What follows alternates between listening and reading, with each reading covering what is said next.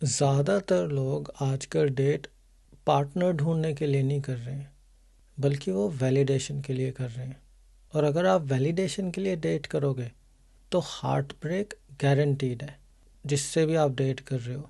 अगर वो जल्दी रिप्लाई करती है या करता है तो आपकी ईगो को बूस्ट मिल जाता है, और अगर वो लेट रिप्लाई करते हैं तो आपकी ईगो अंदर ही अंदर मरती रहती है। ये प्यार नहीं है, ये डिपेंडेंसी है।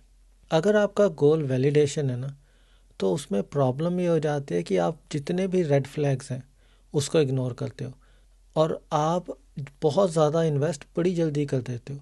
कई लड़के क्या करते हैं कि दूसरी डेट पे टेडी बियर भी ले आए, चॉकलेट भी ले आए, तीसरी डेट पे कह रहे हैं कि चल तेरे को मूवी भी दिखा लाता हूँ, पॉपकॉर्न भी खिला देता हूँ। You are investing too fast. और हमें लगता है कि अगर हम लड़कियों के ऊपर इतने सारे गिफ्ट वगैरह डालेंगे तो लड़की तो पट जाएगी, और लड़की समझेगी कि ओहो ये बंदा तो बहुत ही ध्यान रखता है, मैं इसके साथ 7 जन्म रहने को तैयार हूँ। ऐसा नहीं होता। और कई बारी आप डिसरिस्पेक्ट अगर कोई लड़की करती है या लड़का करता है तो आप उसे टॉलरेट करते हो, क्योंकि आप वैलिडेशन के लिए डेटिंग कर रहे हो।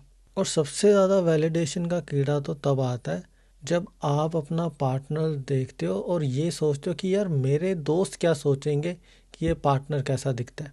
लड़के कहते हैं मेरी पार्टनर सुंदर होनी चाहिए, दूध जैसी सफ़ेद। और लड़कियां सोचती हैं कि my partner should be tall dark and handsome. अगर आपका गोल डेटिंग के अंदर क्लैरिटी है, अगर आप डेट कर रहे हो इंटेंट के साथ कि ये पोटेंशियल पार्टनर हो सकता है मेरे फ्यूचर में, तब नेचुरली आपका ब्रेन बिहेवियर देखता है अगले इंसान का, कि वो कैसे बैठा है, कैसे खा रहा है, क्या बातें कर रहा है, किस बारे में सोच रहा है।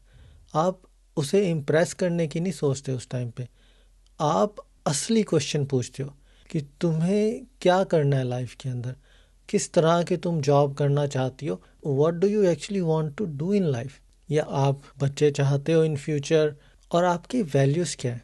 आप उन चीज़ों को डिस्कस करते हो। वैल्यूज़ के अंदर मतलब माँ बाप से आपका कैसा रिलेशनशिप है, भाई बहन से आपका कैसा रिलेशनशिप है, आपके दोस्त किस तरह के हैं, आपको किस तरह का म्यूज़िक पसंद है, ताकि you can find things together. और अगर वैल्यूज़ मैच नहीं कर रही तो तुम उस रिलेशनशिप से जल्दी चले जाते हो, which is a good thing. क्योंकि लाइफ के अंदर खूबसूरती मैटर नहीं करती, ऑल्दो हम सब खूबसूरती के चक्कर में रिलेशनशिप में चले जाते हैं। अगर आपको अपनी रिलेशनशिप लॉन्ग टर्म चाहिए तो उसके लिए वैल्यूज़ मैटर करती हैं, कि आप दोनों की वैल्यूज़ मिल रही हैं या नहीं मिल रही। अगर नहीं मिल रही तो रो पिट के ही सारी ज़िंदगी निकल जाती है, बट अगर मिल रही है ना तो that whole life is awesome. आपका पार्टनर आपके लिए जान तक दे सकता है अगर आप दोनों की वैल्यूज़ सेम है, मेंटालिटी सेम है। जो क्लैरिटी है वो आपका टाइम बचाती है, और जो वैलिडेशन है वो आपका टाइम वेस्ट करती है। डेटिंग का असली पर्पस ये होना चाहिए कि ये बंदा मेरी वैल्यूज़ के साथ अलाइन है या नहीं है। जो जो लोग वैलिडेशन चेस करते हैं वो अपनी रिलेशनशिप में जितनी जल्दी जाते हैं उतनी जल्दी फ्रस्ट्रेट भी हो जाते हैं, और वो बहुत ज़्यादा इनकम्पैटिबिलिटी हो उसे भी इग्नोर कर देते हैं। सिचुएशनशिप के अंदर रहते हैं कि यार अब पड़े हुए हैं, निकलना मुश्किल है और मज़ा भी नहीं आ रहा। ये उस बबल गम की तरह हो जाते हैं, इसे चबाई जो चबाई जो चबाई जो, टेस्ट ही नहीं आ रहा कुछ। और फिर हम हो जाते हैं पैसिव एग्रेसिव, बात बात में उंगली करना। और टू बी ऑनेस्ट, अगर आप ना पैसिव एग्रेसिव हो तो आप अपने मन के अंदर भी अच्छा तो फील कर नहीं रहे होगे। और जो लोग क्लैरिटी देखते हैं वो अपनी रिलेशनशिप में जाते हैं स्लोली, वो रहते हैं ग्राउंडेड, वो किसी को फालतू में इम्प्रेस करने की कोशिश नहीं करते। अगर आपका नेचर दूसरे के नेचर के साथ अलाइन ऑटोमेटिकली हो रहा है तो आपको ट्राई करने की ज़रूरत नहीं पड़ती। They will get impressed automatically by your nature, by your natural aura. और जो लोग क्लैरिटी सीख करते हैं ना वो अपना पार्टनर भी अच्छा चूज़ करते हैं।